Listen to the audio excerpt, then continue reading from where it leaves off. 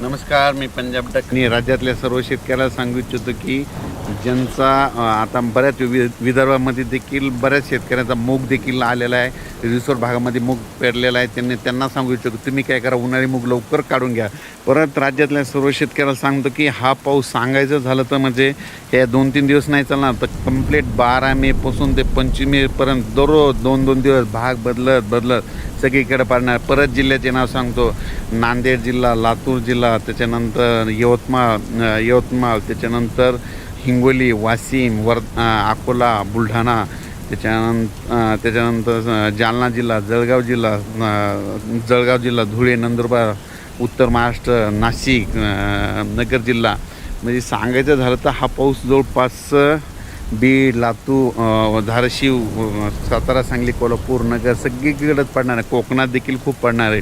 म्हणून हा अंदाज लक्षात द्यायचा. कारण की हा पाऊस म्हणजे आत्तापर्यंत मेमध्ये इतका मान्सूनपूर्व कधीच पाऊस पडत नाही, पण यावर्षी मेमध्ये जे मान्सूनपूर्व पाऊस पडणार आहे याच्यामध्ये ओढे नाले वाहणार आहेत. म्हणून हा अंदाज लक्षात द्यायचा. अचानक वातावरणात बदल झाला तर उद्या एक लगेच निश्चित देणार आहे. धन्यवाद.